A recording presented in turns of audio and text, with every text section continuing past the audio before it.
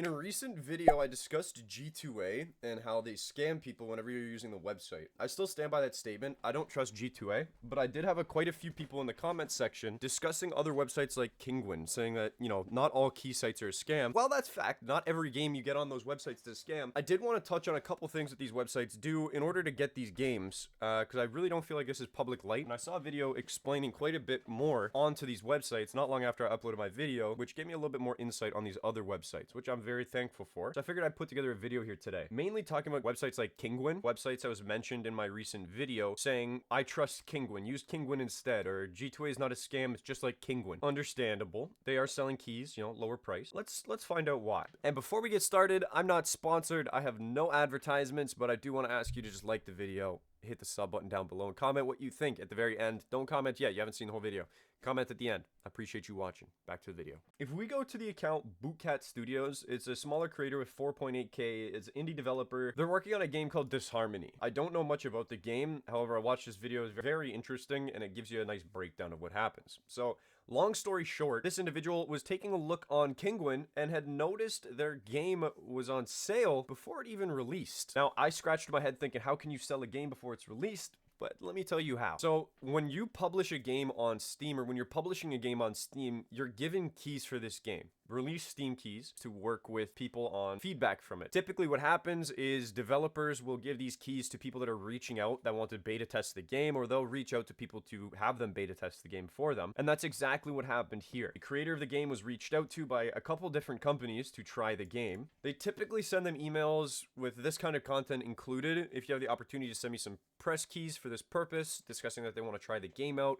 We found your game very interesting and we are ready to cover it if you send us a copy or 3 for review. And most of these requests come from these gaming groups on Steam. The Gaming Consultant, the Gaming Grandpa, the Gaming Grandma. They have different names, and most of them just have a large follower count, so when you reach out to a developer, they're more than likely to send you a key to the game. Now, who's to say a lot of these companies aren't owned by the same person? I can't say that because I don't have solid proof, but there's a lot of these companies, and it makes no sense why there's just a bunch of dead companies. These group chats aren't active. They've got 18,000 followers, and they're dead. They are dead. But all of these companies, once they acquire these keys, they just take the keys and they sell them to websites like Kinguin. They sell them to websites like G2A. And that is shady practice. That is taking a beta key for free that was supposed to be used as a test to beta test the game, and they are now making profit off of it. So these developers, before their game is even hitting the public, they're getting scammed. They are losing money. They're not getting the money from their title. It's going straight to these bonus Steam groups prior to going to G2A or prior to going to Kinguin, and they're taking the money. So the developer gets $0 from it. They're not buying the keys from the developer when they get them and then sell them to Kinguin or sell them to G2A. They are getting these keys for free from the developers when they're working on the game, and then they're selling these keys to these websites, and then those websites sell those keys to you at a discounted rate when they didn't even have to pay for them in the first place. They probably paid for them off these, bulk sellers that have a abundance of keys when they're reaching out to all these developers, but those keys are not paid for keys. Those are given keys from the developer. It makes no sense why they should be selling these keys before the fact that the game's even live. Later in the video, he does reach out. Kinguin replies with this email, saying, thank you for reporting this to us. To proceed, we will need to verify the identity as the developer of the Disharmony game. As part of the verification process, we will provide you with 5 random keys. Here are the censored keys for your comparison.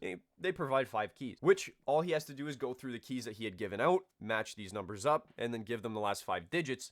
There's only 5 keys here. If I had to look at this from an outside perspective in, it looks like Kinguin is trying to cover their ass because he was given 5,000 keys. He says he was reached out to multiple times to give these keys away, but they provide 5 keys. It's almost like they're providing just the 5 keys, so it seems like they're cooperating with you. While they bury 70 more keys in the back room, you sign everything saying it's all hunky-dory, and then your game is still on sale on Kinguin for 2 months.